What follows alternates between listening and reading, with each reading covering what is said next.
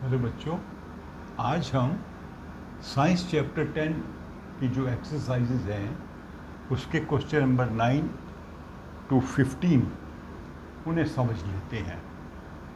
Question number 9 में वो कह रहा है a certain household has consume 250 units of energy during a month, how much energy is this in joules. तो अगर आपने कभी अपने घर में जो बिजली का बिल आया है वो देखा होगा तो उसको बताते हैं भी कितने यूनिट आपने बिजली कंज्यूम की। उस यूनिट के आधार पर आपका जो बिजली का बिल बनता है। तो यूनिट को समझना है। अगर हम यूनिट को समझ लेंगे तो फिर हम समझ लेंगे कि अगर किसी हाउस होल्ड में 250 यूनिट बिजली लगी है तो कितने जूल्स उसके बनेंगे। तो अभी हम शुरू होते हैं। पहले मैं आप क्वेश्चन हल नहीं कर रहा, मैं आपको समझा रहा हूँ कि हम कैसे कैलकुलेट करते हैं ये जो है यूनिट की वैल्यू को। 1 वाट होता है यूनिट ऑफ पावर, ये मैंने आपको समझाया था। इसका मतलब क्या है, 1 जूल पर second.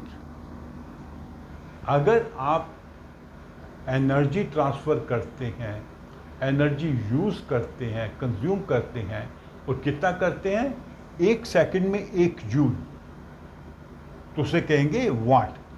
This is power, rate of consumption of energy. अगर 1 सेकेंड में आप 1000 यूनिट कंज्यूम करते हैं तो हम कहेंगे आपने 1 किलोवाट एनर्जी कंज्यूम की है 1 सेकेंड में। मान लीजिए आपके पास एक हीटर है जिसकी वॉटेज है 1000, उसको 1 सेकेंड के लिए चलाएंगे तो आपने 1 किलोवाट एनर्जी कंज्यूम की। अगर इसको आप चलाते हैं 1 घंटा, 1 आवर, तो 1 आवर में क्या होता है, 60 मिनट्स, और 60 मिनट्स में कितने होते हैं, 3600 सेकेंड्स।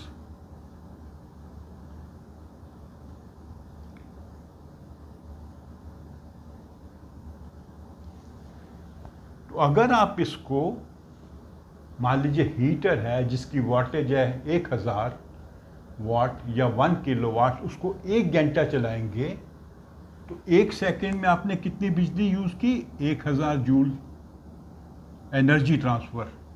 तो 3600 सेकेंड में कितना होगा, 1000 इंटू 3600, ये हो जाएगा 36 इंटू 10⁵ 1 2 3 4 5 जूल्स।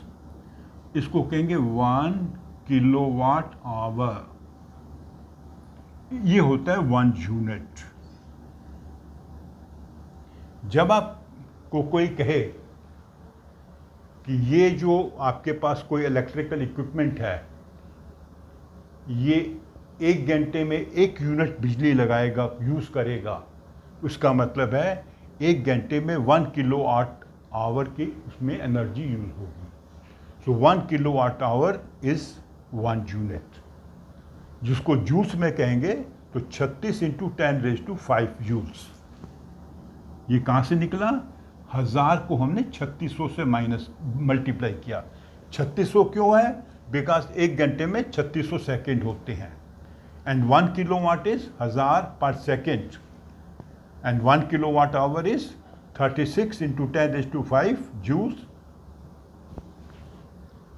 ठीक है, समझ आ गया आपको। यहां से हमने कॉन्सेप्ट लिया है, वाट का कॉन्सेप्ट है 1 जूल पर second,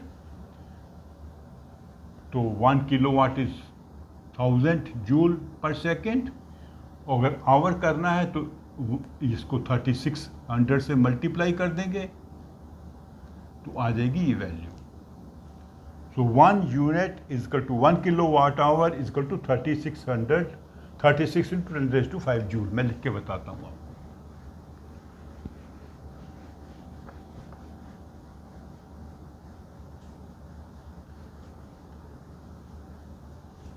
One unit of electricity is equal to 1 kilowatt hour is equal to 36, 1 2 3 4 5 joules.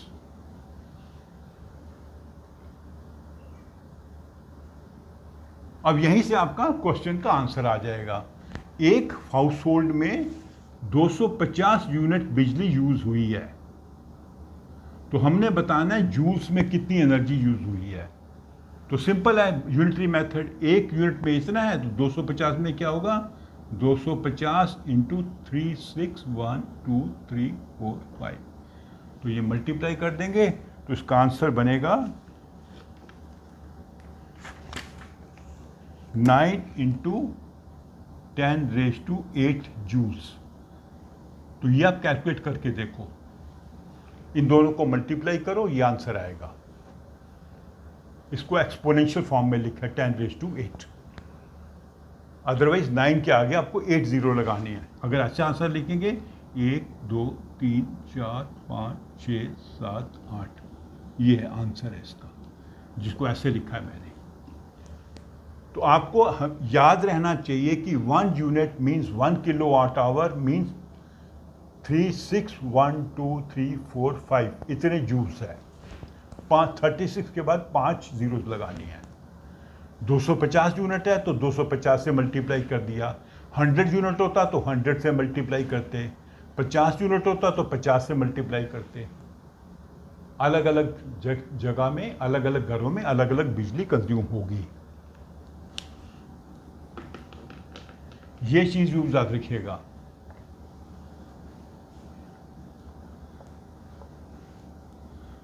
अब आ जाते हैं क्वेश्चन नंबर 10 पर।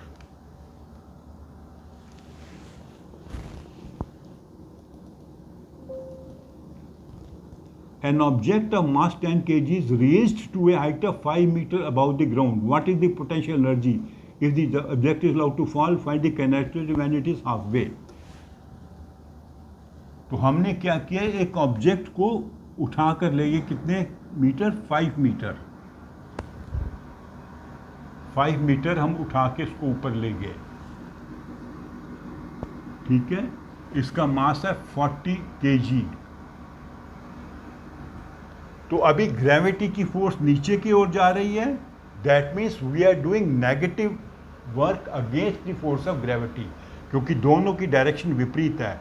ये फोर्स है ग्रेविटी और ये डिस्प्लेसमेंट है। तो 40 into 4 into 9.8 mgh, this is the formula for potential energy. तो इसको मल्टीप्लाई करेंगे, 5 8 40 4 5 49 4 4 0 4 जूल्स। इतनी एनर्जी होगी जब ये यहाँ पर होगा। जब हमने इसको उठाया, we are doing work against the force of gravity, तो यहाँ ले गए, इसकी एनर्जी होगी 1960 जूल्स। अगर इसको हम यहाँ से छोड़ देते हैं, ये फॉल करेगा, तो ये एनर्जी कम हो जाएगी और काइनेटिक एनर्जी बढ़ने लगेगी। जब हाफ वे होगा यहाँ पे, तो उसकी काइनेटिक एनर्जी होगी हाफ, 980 जूल्स, और पोटेंशियल एनर्जी भी होगी 980 जूल्स, ताकि दोनों का सम होगा 1960 जूल्स।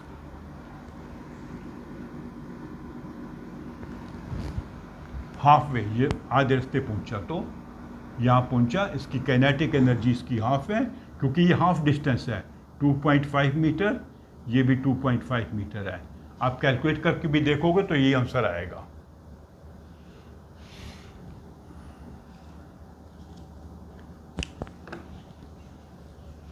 अगर हमने यहाँ पे कैलकुलेट करना होता, मान लीजिए क्वेश्चन में नहीं है, क्वेश्चन में दिया होता कि यहाँ पे क्या होगी, यहाँ पे काइनेटिक एनर्जी होगी इसकी 1960 जूल, पोटेंशियल एनर्जी होगी 0।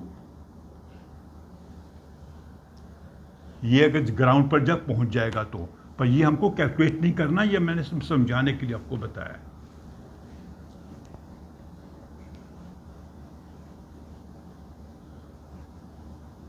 अभी आ जाते हैं हम क्वेश्चन नंबर 11 पर। And now, what is the work done by a force of gravity in a satellite moving around the earth? Justify your answer. तो ये मैं आपको समझाऊंगा नहीं, आप खुद थोड़ा सोचिए. ये अर्थ है और एक ऑब्जेक्ट मूव कर रहा है ऐसे, तो ग्रेविटी इसको नीचे खींच रही है और ये जा रहा है इस डायरेक्शन में, तो वर्क डन इज 0.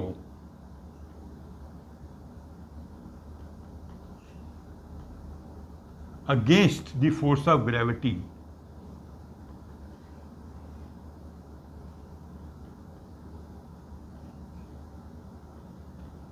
इसका रीज़न क्या है आप मेरे को लिख के बताइए. मैंने अभी एक क्वेश्चन में आपको समझाया था, वही आंसर यहाँ पे भी आएगा. आप देखिए इसकी डिस्प्लेसमेंट क्या है. डिस्प्लेसमेंट ऐसे है और उसकी डायरेक्शन क्या है, वहाँ से आपको आंसर मिलेगा.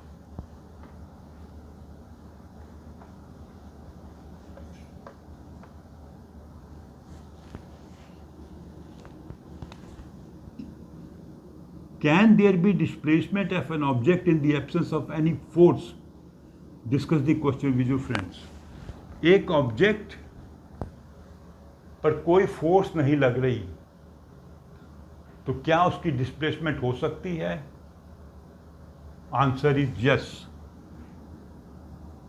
If it is moving with a constant velocity, अर्थात उसकी वेलोसिटी चेंज नहीं हो रही. इसका रीज़न क्या है? रीज़न आप बताएंगे मेरे को. ये मैं आपको समझा चुका हूँ एक क्वेश्चन में, यहाँ पर नहीं, पहले समझाया था. अब आपको थोड़ा याद रखना है कि हमने क्या सीखा था पिछले चैप्टर्स में, जब फोर्स की बात कर रहे थे, एक्सेलरेशन की बात कर रहे थे. अब सोचिएगा, फोर्स, यहाँ से आपको आंसर मिलेगा. कांस्टेंट वेलोसिटी का मतलब क्या होता है?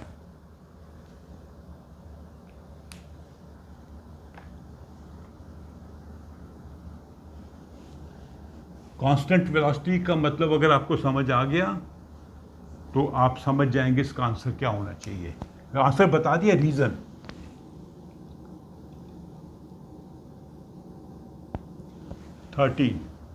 एक व्यक्ति अपने सिर के ऊपर एक बोझा उठाकर खड़ा है फॉर हाफ एन आवर और वो थक जाता है, तो कितना उसने काम किया?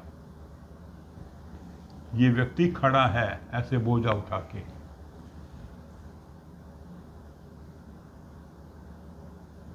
तो डिस्प्लेसमेंट क्या है इसकी?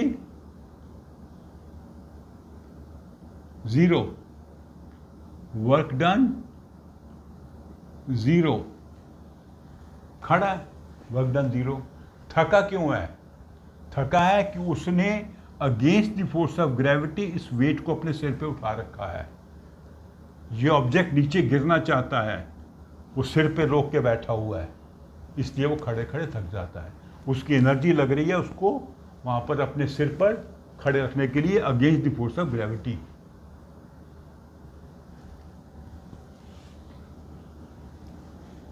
तो आंसर इसका खुद लिख के देखिए क्या बनेगा आंसर.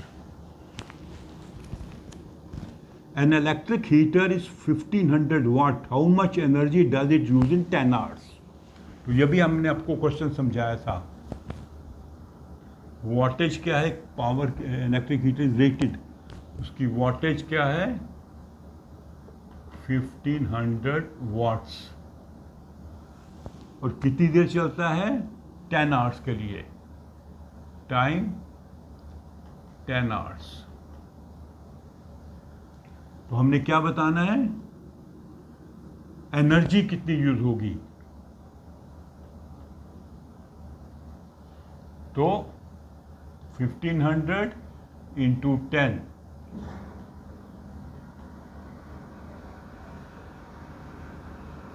ठीक है, 15 वाट आवर. 1000 से डिवाइड कर देंगे तो 15 किलोवाट आवर. इतनी एनर्जी यूज होगी इसकी, मतलब 15 यूनिट्स. अगर जूल्स में इसका आंसर देना है तो आपको मल्टीप्लाई करना पड़ेगा इससे, इसको सॉरी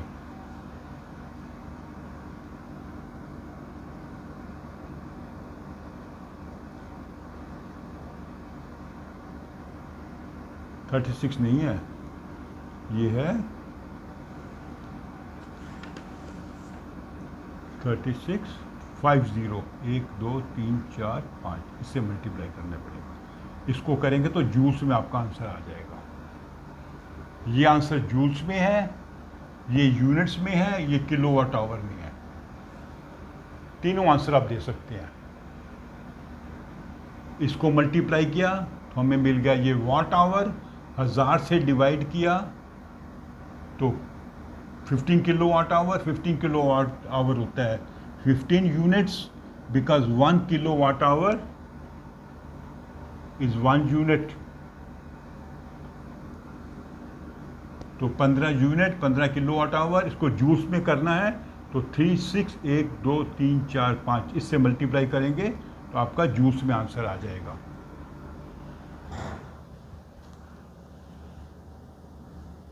ठीक है, अब आ जाते हैं हम आज के क्लास का लास्ट क्वेश्चन। आज की क्लास का लास्ट क्वेश्चन, एक्सरसाइज का नहीं है। पेंडुलम है, वो मूव कर रहा है, तो इसमें एनर्जी चेंज क्या होगी?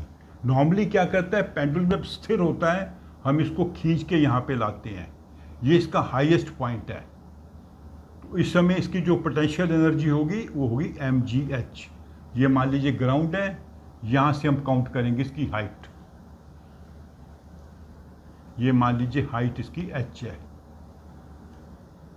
जब हम इसको रिलीज करेंगे तो इसकी पोटेंशियल एनर्जी कम होगी, काइनेटिक बढ़ेगी। यहाँ पर क्या होगा, इस पॉइंट पे पोटेंशियल एनर्जी मैक्सिमम होगी, मैक्सिमम एट एक्सट्रीम। ये एक्सट्रीम पोजीशन है इसकी। फिर जब मिडिल पोजीशन में आएगा, लोएस्ट पोजीशन में आएगा, तो काइनेटिक एनर्जी भी होगी प्लस पोटेंशियल एनर्जी भी होगी, बिकॉज की हाइट तो है थोड़ी बहुत, इससे कम है लेकिन है। और फिर जब ये यहाँ पे पहुँच जाएगा, काइनेटिक जीरो हो जाएगी,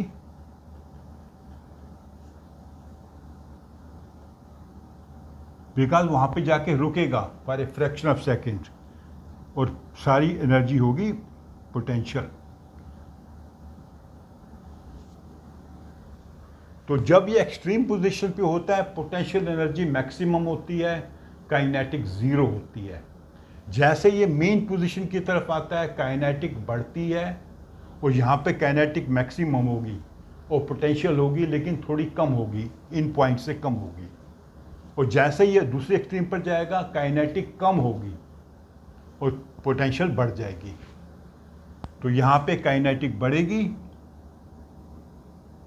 और यहाँ पे काइनेटिक कम होगी, फिर काइनेटिक बढ़ेगी, काइनेटिक कम होगी। ये काइनेटिक इंक्रीज होगा, यहाँ पे डिक्रीज होगा, यहाँ पे इंक्रीज होगा, वापस जब आएगा डिक्रीज होगा।